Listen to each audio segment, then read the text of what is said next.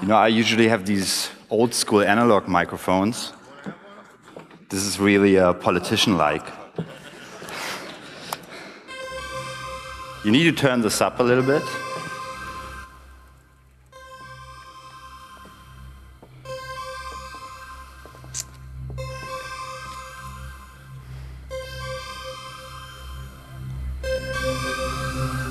Do you remember this piece? You can even turn it up a little bit more, I think.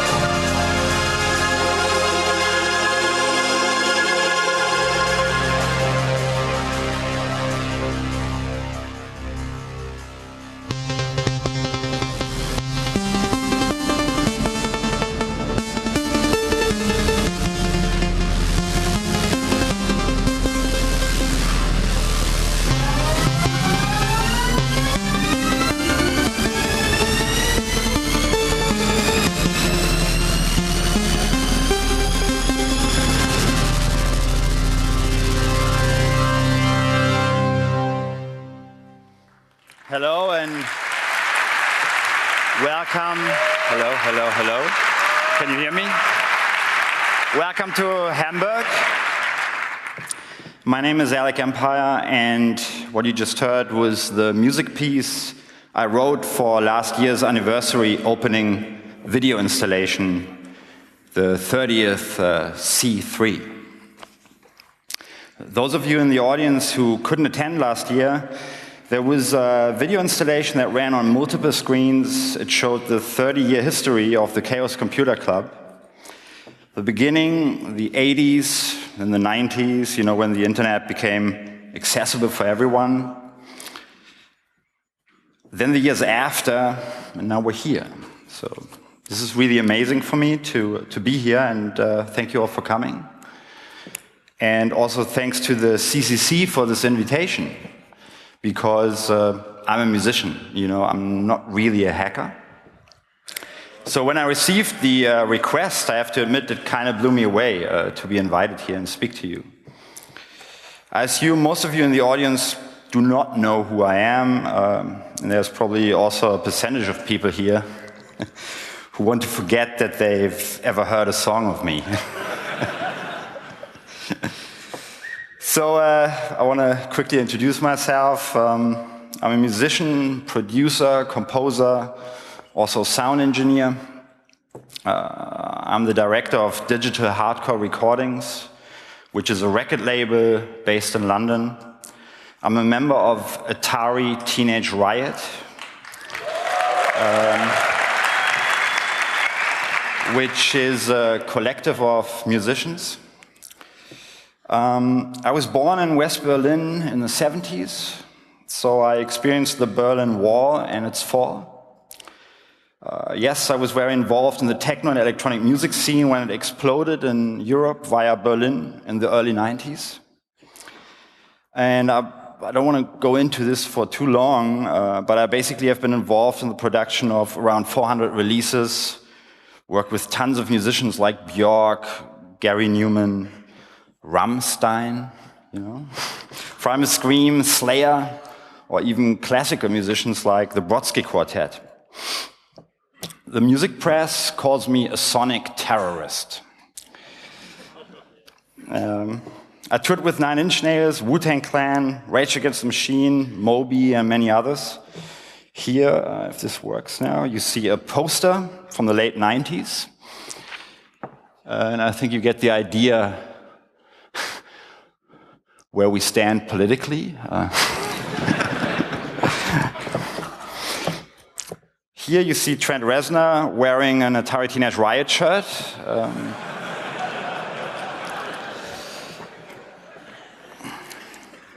And here's a legendary photo of Aphex Twin.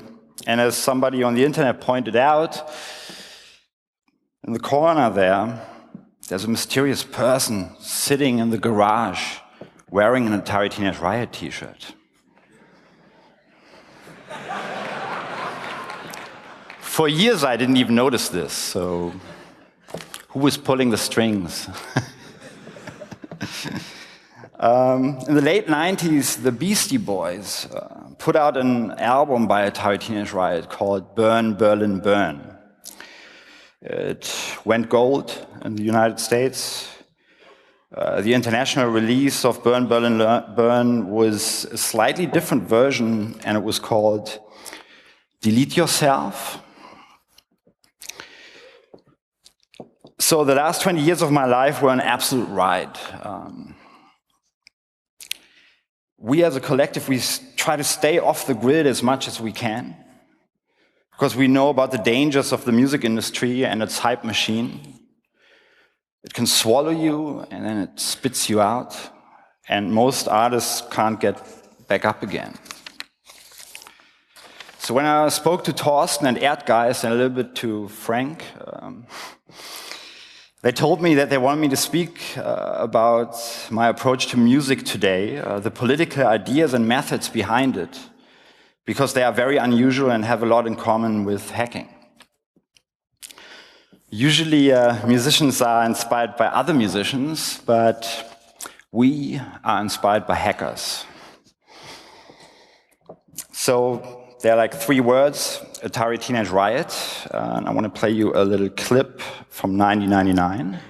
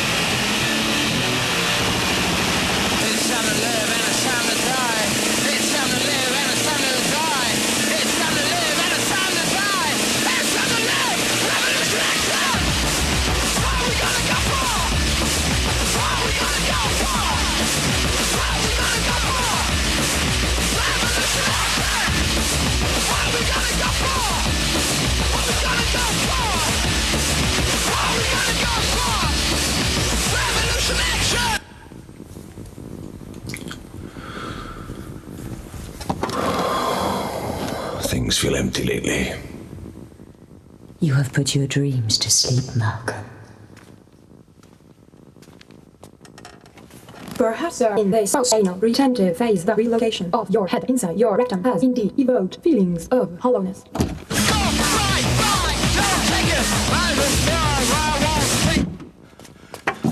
There's something wrong out there, sir.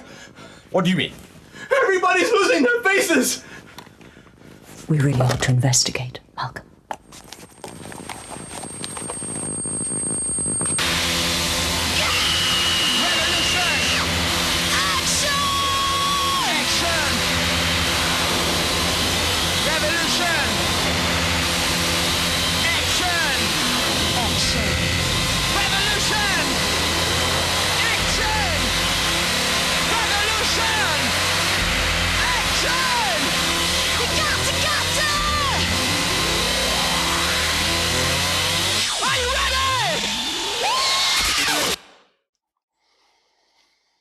Okay.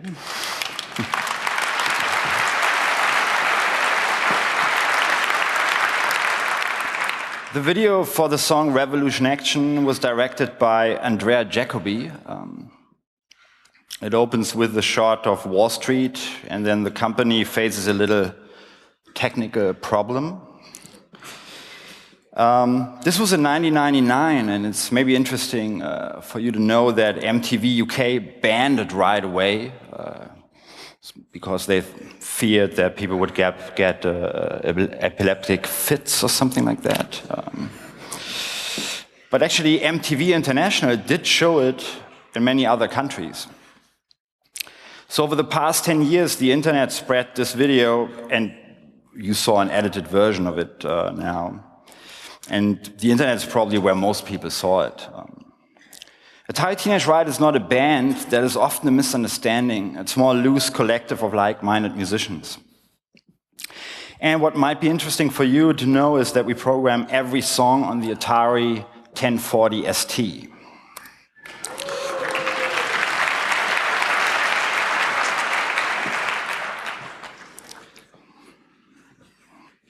The Atari 1040 ST, do you remember this even? So, I mean, who doesn't even know this computer anymore? I guess the majority of you guys here. It has 2 megabyte RAM. It's always a fucking pain to make music on it. It's like solving a difficult math equation or something at our time. But it's great. It has a very fast and tight MIDI attack, and every year that passes, it becomes a new challenge to drive this little thing in the red. But it's cheap also at this point. You know, it's $20 maybe on eBay or something. You can create art and beauty on a computer. And I always say this to musicians who try to figure out, like, learning the skills of a more traditional instrument. And you can also use music and art as a weapon. William S. Burroughs wrote a text in the Electronic Revolution about riots, about how riot sound effects can produce riots when you play them in a riot situation. You simulate a riot. People hear the sounds, they change their behavior. Call the cops appear on the scene, and you have a riot. When we started in 1992, the far-right and neo-Nazi scene in Europe was on the rise, especially in Eastern Germany. We knew we had to fight against that with music. So we decided to make electronic music on an Atari computer based on Burroughs' text. Sampling technology was affordable at this point, and we created these tracks that were almost collage-like. Back then, music scenes were pretty divided into groups like punks and ravers and metal fans and the hip-hop scene and so on. But our idea was to tear down those barriers and unite people from all genres for the politics. Fashion, race, sex, social background, and so on shouldn't exclude anyone from joining. I still believe in this approach, even though the music has to be adjusted from time to time to make this work. Germany just celebrated its 25th anniversary of the fall of the Berlin Wall. And again, we see racist and fascist ideologies spread all over Europe.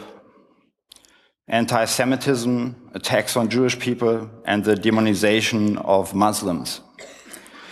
20 years ago, we hoped these problems would be solved by now, but they aren't. It's important that culture reacts to this and maybe even prevents this.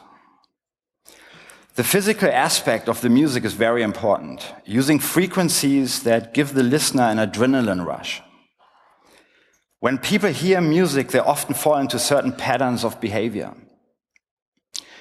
We have all witnessed this many times. You hear a Christmas song, your brain switches immediately. Or when soldiers hear the national anthem, their body language changes very fast. Weddings, funerals, supermarkets, rock concerts, raves, birthdays, and so on. Be aware of those, become immune to them, and you're in less danger of being tricked into something. And for those of you who never attended an Atari Teenage Riot show, this is what it looks like.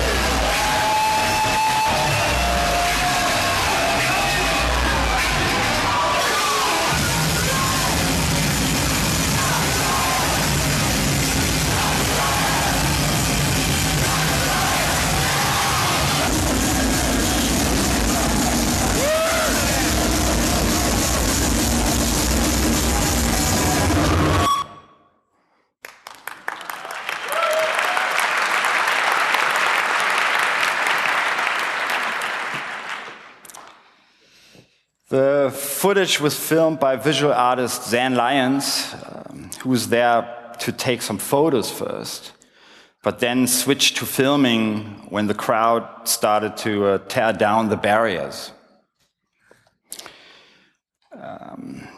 This was filmed at Fusion Festival near Berlin. It's a festival which is completely corporate sponsor-free that we played in 2010. These things still exist, and I think it's important to support them and go there. Last August, we premiered a video at the EFF event at DEF CON in Las Vegas in the US, which was this one.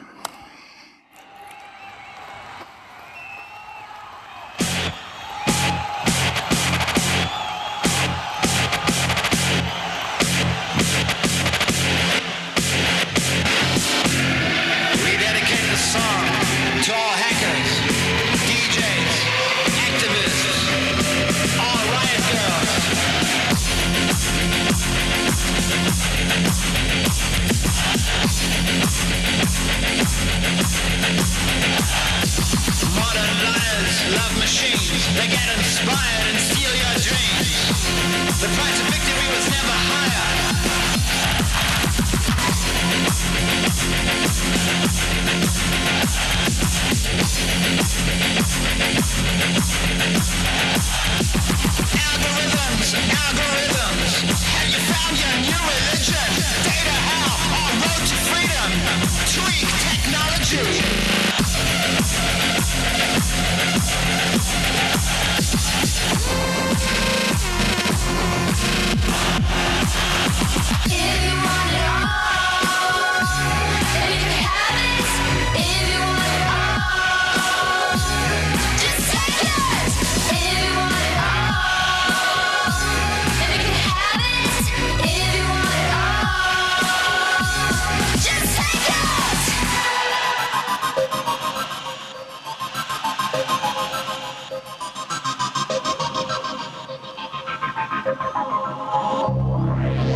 Some say that computers are destroying our humanity. But we say that computers are controlled by man, and they can be used to help humanity.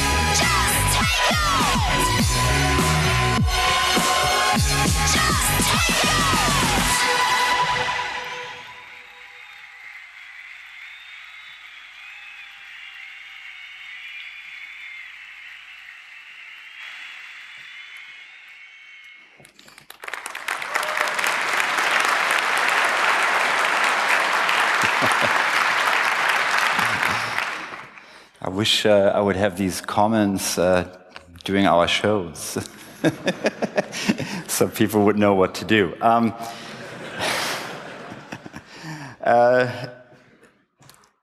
In the video animated by Rob McLellan, we wanted to use a 90s style video game aesthetics to criticize sexism in video games. The entertainment industry and how it creates stupid rivalries between creatives. You know, a few weeks later, the whole Gamergate thing happened, so we were slightly off time with this video. I think a little bit later, it would have been a good commentary, maybe. This was also an edited version. The whole thing is longer, of course, which I think the message is becoming clearer when you see the whole thing. I often get asked by people from the hacking community, why is it that not more musicians participate or help? Okay, people have maybe some friends who do some music and, you know, but I think we can all agree that since that Metallica and Napster fight, musicians and artists don't really want to get involved. But I think they should.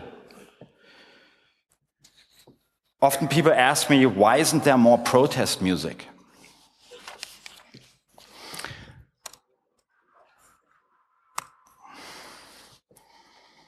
There's that triangle that a lot of creatives use. You know, it's like high quality, high speed at low cost. And you can never have the three. It's just the reality of the creative process. Now think about what happens, and make no mistake about it, because it is happening now, since a few years. So what happens when you try to do it with zero cost? It's almost like you're freezing culture. Now we could argue, if creativity is a resource, and compare it to fuel, let's say, then it is limited and it can run out when there's nothing left to loot. Decentralization, but we are witnessing the exact opposite of that. Jaron Lanier often gets criticized for his view and analysis of the situation, but he is right and it's a fact. This philosophy, this thinking, has led to a notch curve. A very tiny amount of people become very rich in this scheme. Everybody else loses or is driven out of business. It used to be more like a bell curve, more equal, fairer. It empowered the creatives. It brought us the music we love. And all musicians creating music right now in the digital age depend on that second half of the last century for musical references. The era when recorded music flourished. But then people say, wait, Alec, we rode horses and then cars came and they were invented and everything got improved. I've never fully agreed with that comparison. I don't think it really works here. And, you can really identify a conman when you hear him argue this way. It's just too simple. Because if this was true, then the work of the greatest music composers in history would be shared the most. People would understand complex music more and faster. But the exact opposite is the case right now. Music education was the first that was cut in most countries since the financial crisis. The reality is that young people today only hear something like classical music in a soundtrack for blockbuster movies like Transformers, instead of learning and understanding it via the internet. Even popular mainstream artists who make pop music can only survive if they enter, in my opinion, very compromising corporate sponsoring deals. Independent artists are doing other jobs by now and can't take any risks. In this system, it gets harder and harder to speak out. It is well known that if we look at the charts, that the majority of artists are coming from upper class or upper middle class backgrounds. Even Noel Gallagher of Oasis pointed this out in an interview with BBC a few weeks ago. Many artists don't like corporate sponsoring because it corrupts creativity. And I think they're right. Because once you enter these agreements, your mind just starts to think in a different way. Think of a politician who knows he or she took bribes, but acts in the media like he or she was employed by the people and works for the people. So artists, or those who work with artists, access culture funds, government funds, especially in Europe. We all know when libertarians, especially those from Silicon Valley, say, we don't pay people, not our problem, let somebody else worry about that. Where these companies are basing their businesses on the taxpayer, repairing the damage. That is just the reality right now. So we have created a system in which we are not driving creativity anymore, but by voting with our dollar, we handed that power over to bureaucrats and corporations. Those people don't like to see political ideas expressed by creatives because it could get them in trouble. I really want you to understand this because I honestly believed, and I think many of you believed the same thing 2 decades ago. We thought this problem was solved already. Solve distribution via the internet, and the rest will work itself out somehow. Maybe it was working for a little while, but things got out of balance again. It's not so easy to point out the gatekeepers anymore in this more complex world, but they're out there and they're very busy, and they have adapted to our times. When I started, I strongly believed in this principle: political art becomes corrupt when it's becoming part of a corporate ad campaign. The context matters so much that it can shut down an artist forever because we stop trusting their words. I am here to show solidarity with the Occupy London movement. In our experience over the last 5 years, the most frequent attacks on our organisation have not been even by intelligence organisations or military organisations. They have, in fact, been by banks.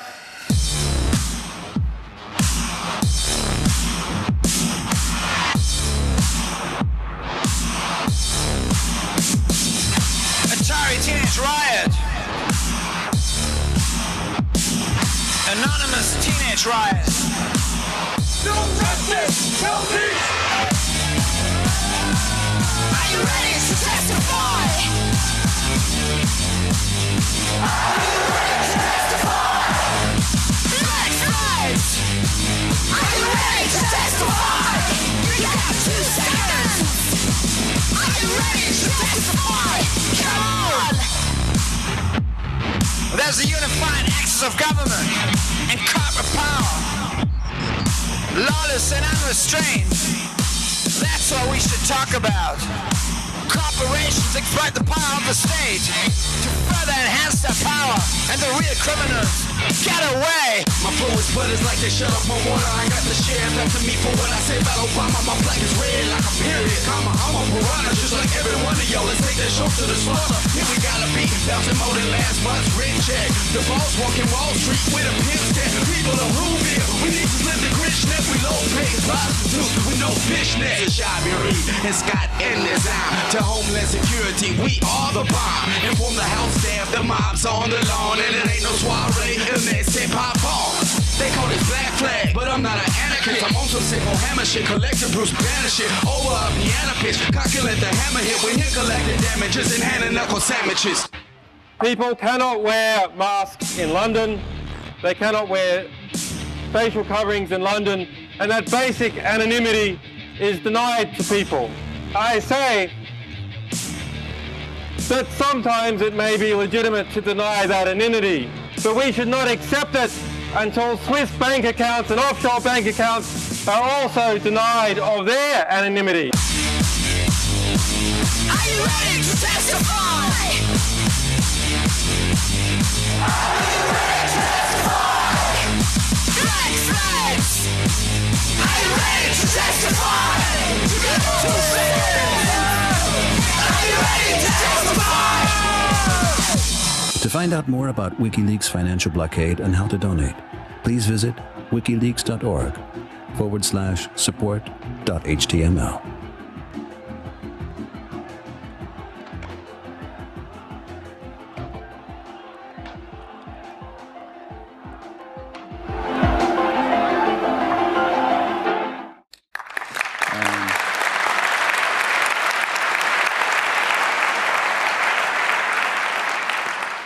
It was quite interesting. This is from 2011.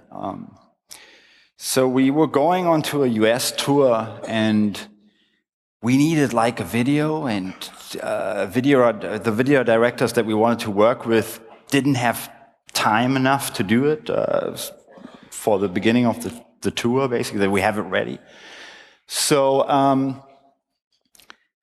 we tried to do this typical kind of viral thing involving the fans, but what was quite interesting is that we got sent a lot of these kind of clips by anonymous activists, and we put up the first version of the video, went on tour, and in every city we played in America, like about a week or 2 weeks after, there was an Occupy protest. I don't think that we caused it, but it was very interesting to see how a pretty boring idea in the first place became something that connected activists, basically on a global level. This is also where I met most hackers, from that scene, let's call it like that, for the first time, backstage, and it was a very exciting thing. And then it ended up with that third version that you just seen, where we even got this footage from WikiLeaks. And because it was a free song, we thought, why don't add this donation thing to the video? But then, a few months later, and I don't want to make this too long because it's a really long story, and Quinn Norton once did a great piece on it in Wired. You can, I think, still read it online. Of course, the music industry, the corporate music industry, reacts to that stuff. And they are linked also, to selling devices. You've stormed alien planets, battled in nuked out cities, fought gods in heaven and hell. But there's still one place you've never conquered.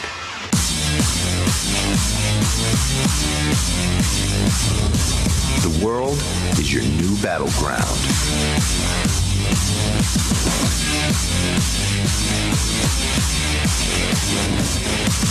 Never stop playing. PlayStation Vita.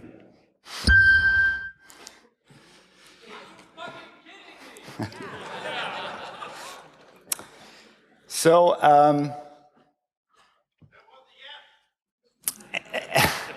no, this was aired on American television in February 2012.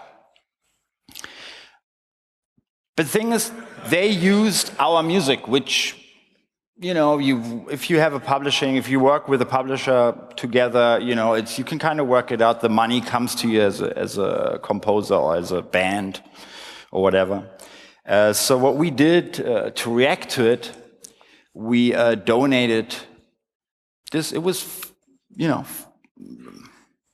quite a lot of money, I think, to freeanons.org, to the legal fund. And yeah.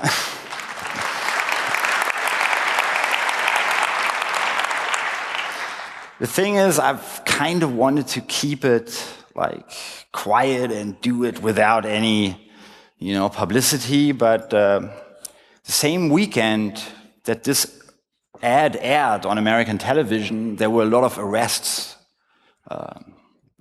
So, of course, the anonymous scene, or I don't exactly know what you call it at this point, a lot of people, you know, tweeted about this, and it was kind of like a little win, you know, in that situation.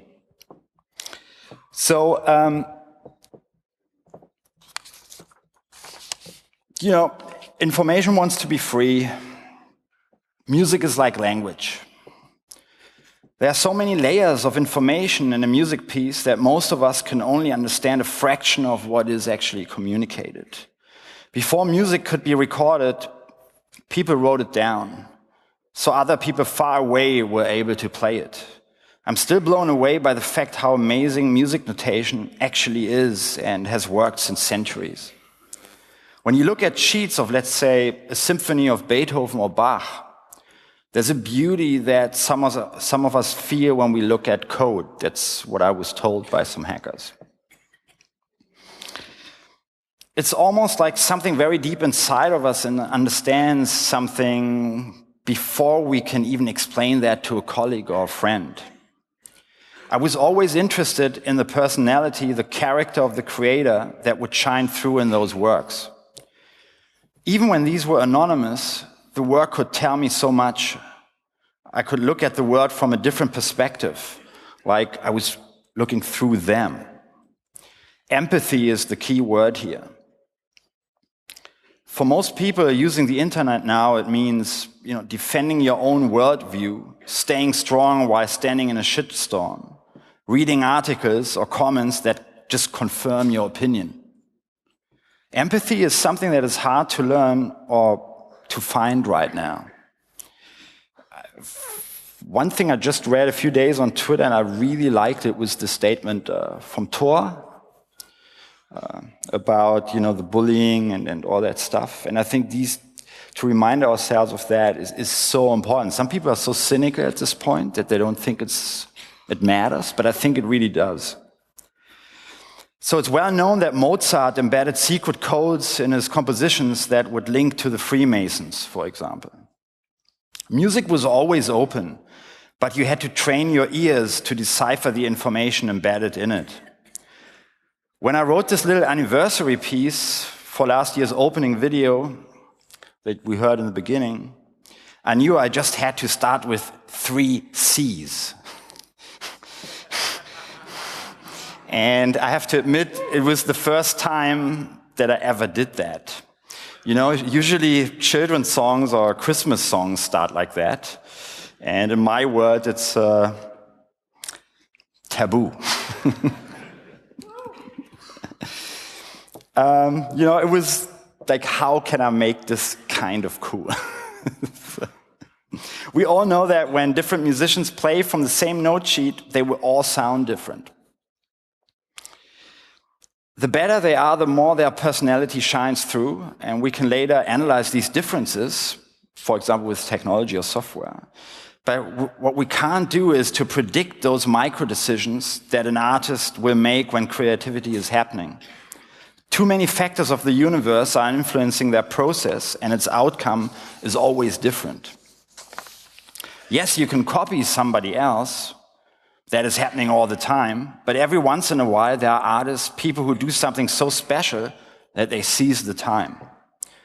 Historically, collectives have suppressed those people because they did not fit in.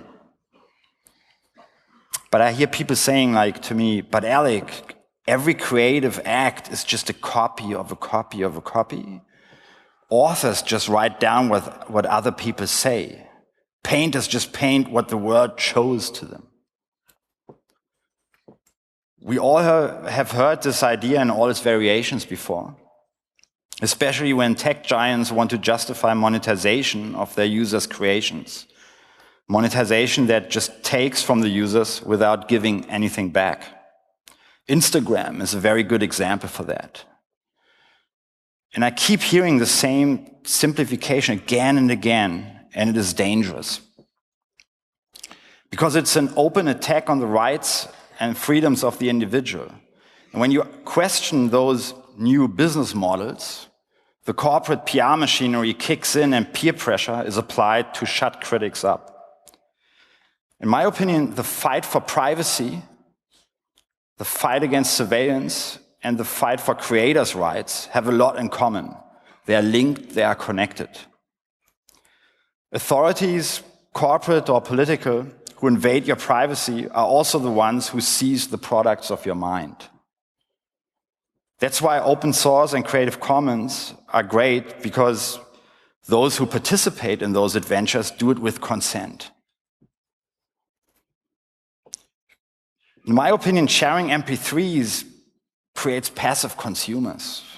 I say share your whole recording sessions so people can look at how the beats were programmed, which combination of notes and frequencies trigger those feelings that you like. This way people learn and understand, and we can all start moving forward.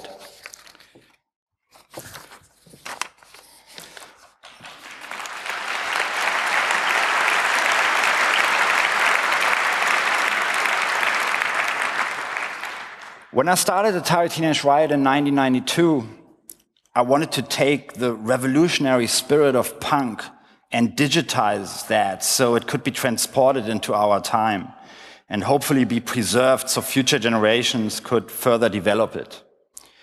When I use the word punk, I don't mean a certain look, fashion, or music genre. I mean something that can be, of course, found in punk fashion or the music genre punk, but I mean this virus that makes people question authorities and control systems.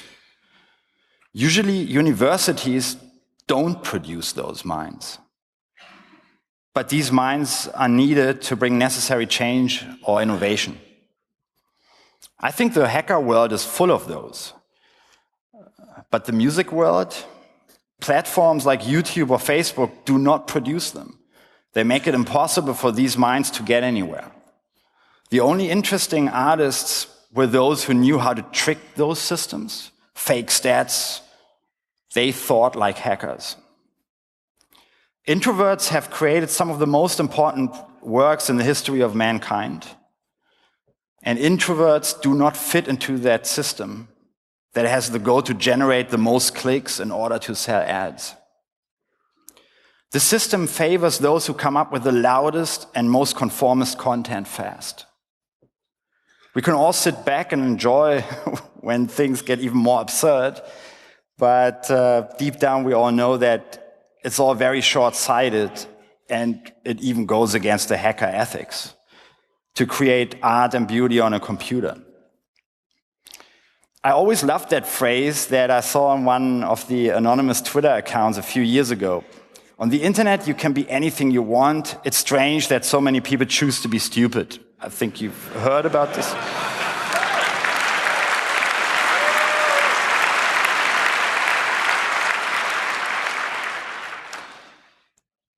But it's also true, like on the internet, you can consume anything you want. And it's strange that so many people choose to consume something stupid. And you can replace consume with produce. And it will also make sense.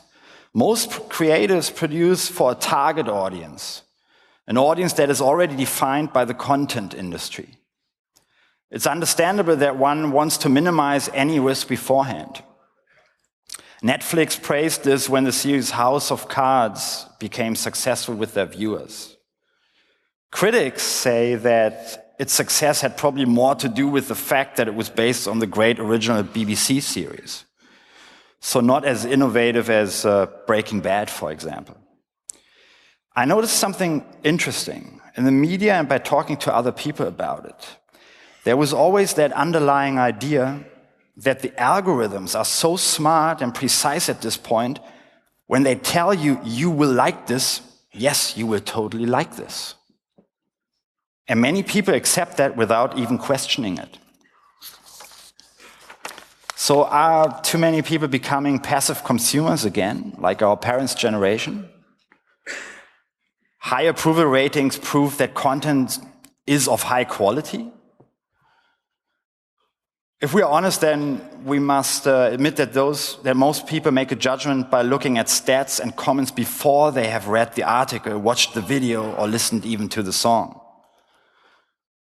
While culture is becoming more fragmented, we see an even more centralized accumulation of power when it comes to who is deciding over the future of the internet and how the majority of average people actually use it or have access to it. I know very well that I'm speaking to probably exactly I don't know how many people are here tonight, but thousands of people on the planet right now who have not stepped into those traps. You're very conscious about how you use technology. But I'm saying this to you because at this point, one could argue that we are losing the war here. Even though some smaller battles are won here and there every once in a while, but the bigger picture, I think it looks dark. I remember last year, the 30th anniversary, I couldn't attend, but I felt it on the other side of the world. The Snowden revelations killed all doubts of what we're up against here. It was like a reality shock. Some even compared it to events like 9/11. There's the time before and after you got hit with the news. Everyone wanted to celebrate the 30 years of this great club, and then this. I admitted I was depressed on a constant basis since summer of 2013. What depressed me most wasn't the magnitude of the surveillance, it was how I witnessed a young generation that was so excited about democracy and the possibilities to improve it with technology. I witnessed how that spirit of that generation was crushed within almost a few weeks, it seemed. Hopelessness, cynicism, and frustration spread like a virus.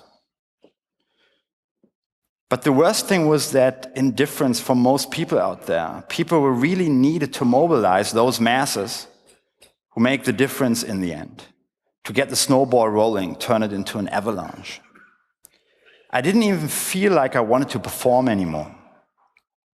Our new album was just finished. We were setting up its release, preparing videos, getting all the tools ready. But the energy that everyone felt in 2010, 2011, and perhaps even in 2012 seemed gone. I think even the decline of the Pirate Party in Germany kind of shows that too. In the first hours of when the Snowden story broke, I tweeted this: I'm surprised how indifferent so many feel about the US surveillance scandal. Look up Germany's history. I've spoken to people who lived in Nazi and Eastern Socialist Germany. The spying on your life by the state is one thing, but what it does to your friends and family in the long run is beyond anything you can imagine right now. You lose trust in the people you love. Every conversation becomes half lie, half truth. It becomes part of everybody's lives. Nobody is an exception. So ignore music, games, or whatever you do right now and research the topic. Anything you've said in the past can be twisted against you in a surveillance state. Made the wrong joke in private, you're constantly being blackmailed by those in charge.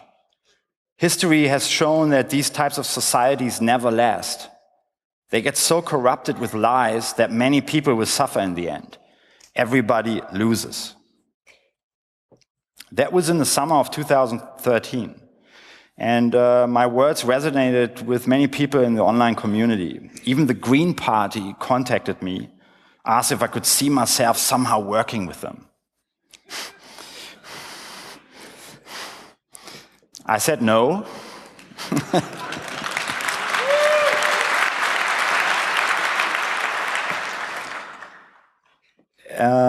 And actually, let me make one thing very clear right now. If you're a politician and you wonder why people are disillusioned with politics and don't vote, yes, we don't trust you anymore.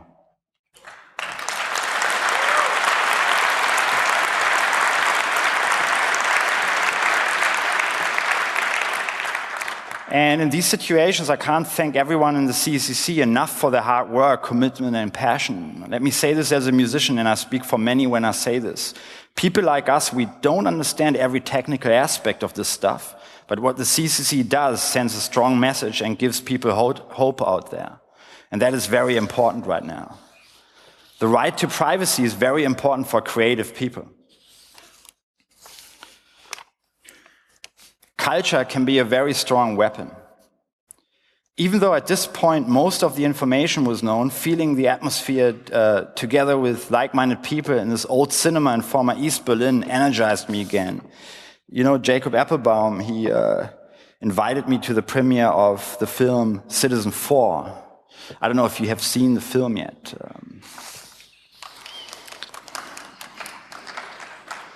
It's a great documentary, and I think everyone here kind of knows that, but I want to point something else out today. When I sat in this packed cinema next to Frank Rieger and all the other guys, and the room was filled with amazing people who deeply cared about this topic, and then Laura spoke to the audience and so on, I was so glad that I didn't watch a crappy stream online alone in my cubicle. So when things look hopeless, remember to use culture, bring people together, share time and space together. Here's a photo of protesters in Tokyo during the Fukushima rallies in 2011. It says anti-TEPCO riot. So if you're an artist, be open and let others develop your art further. It's okay to let go sometimes. If you disagree or something, just create new stuff and move forward. I was just told I have 10 more minutes. Damn, I really want to speak about something that happens to me with Spotify. I hope I have enough time. No. Because you might have heard it, in 2014, more and more artists started to speak out against streaming services like Spotify. Usually it's about royalties, and I will not go into this too much right now. It's clear to everyone who can do basic math that these services are not the future business models because they don't put any money back into the hands of musicians. These systems can't be maintained. But I want to tell you my experience with Spotify. So in 1997, a Thai teenage writer released an album on the Beastie Boys label called The Future of War. It was the album that introduced us to the world. Its sales reached gold status. Critics praised it as possibly the strongest musical anti-fascist statement to come out of Germany. For many, it's still the blueprint of what can be done with a computer when it comes to pushing the limits of sound, connecting political lyrics with very physical music. Songs from it still get played at protests around the world. Influential music blog Stereogum rates it at number 9 of the loudest album ever. So to put this in perspective for you, AC/DC is at 19, Aphex Twin is at 16, and Motorhead is at 13.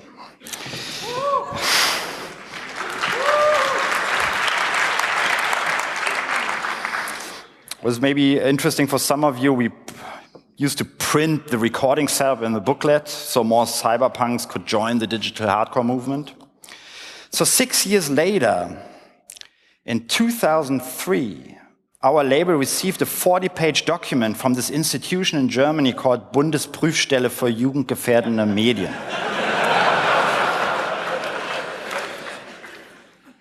So this album was suddenly put on the index. and they explained it over 40 pages. To give you an example what they were criticizing, African-born rapper Kai Crack sings, "I have a fear of a white planet." You know, he was expressing his experiences with racism growing up in Germany, where he was often the only black child and had trouble fitting in. A reason for the Bundesprüfstelle to shut him down, or to shut him up. They argued that people of Caucasian skin color or something are being discriminated against here. You know, you read the stuff and, like you, first you laugh about it, and when you get to page 18, you get so mad that you want to burn this thing. And I think people who work on video games know what I'm talking about. So what does the index mean? You are forbidden to sell the music or play it in public. It's a form of censorship. So what actually happened was that a teacher in Bavaria found the CD with one of his students and reported it. Classic scenario where an outsider who doesn't look deeper into something takes action against something he doesn't understand. It would have been easy to contact us, maybe even get us in the classroom to clear this up, but no. How Germany deals with anti-fascist art is one thing, but now it gets even better. Years pass, you know, the internet, thanks to Pirate Bay and the fans, people can access the music. We didn't even care about the index anymore. I made my peace with this whole thing and moved on. 10 years passed when suddenly we receive a notice from Spotify that we've been flagged. Because they were notified by the Bundesprüfstelle. And we were given an ultimatum. We will remove this album from Spotify, or the whole catalog of the whole label will get removed. So we're not even talking about Germany. We're talking worldwide and all other artists on the label. So my guys from the label put a call in, hoping to talk to human beings so we can clear this up. The woman on the other end, looking at her screen, explains, this happens to bands who use Nazi references in their songs. So my label manager explained that this artist, Atari Teenage Riot, has not only one anti-Nazi song, all the music for over 2 decades was written to fight Nazi ideology. And he offered to send the evidence, like song lyrics, articles, etc. So the Spotify woman's answer was, Nazi or anti-Nazi, it doesn't matter, you're being flagged. We won't change anything. So for now, we decided to remove it because we didn't want the other artists to suffer too. But we are still looking into taking legal action. So whenever marketing people try to convince you that you should have one service host all content for you in the cloud, convenient, keep this in mind. Out of sight, out of mind. Mistrust authority, promote decentralization.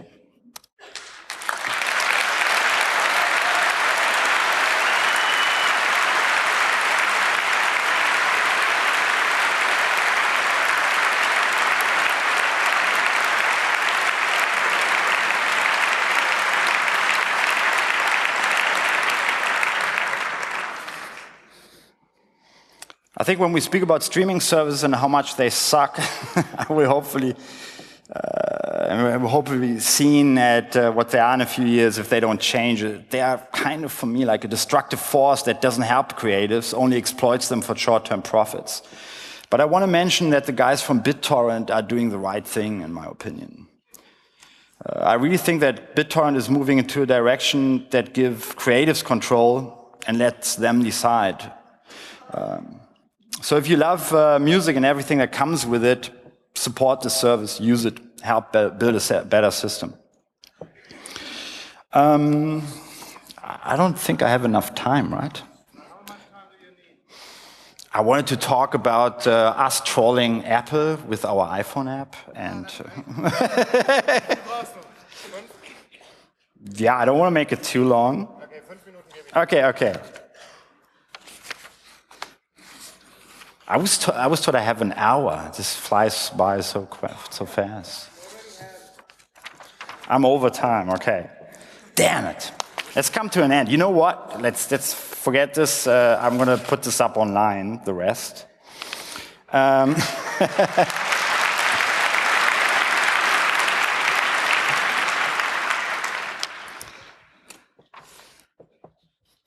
You know, to me, it seems like the world is split into two sides. One sees the creative as a slave to the audience, self-exploitation 24 hours a day. The other sees the creative as the master of his audience, like they're all an army of slaves that have to pay and pay and pay.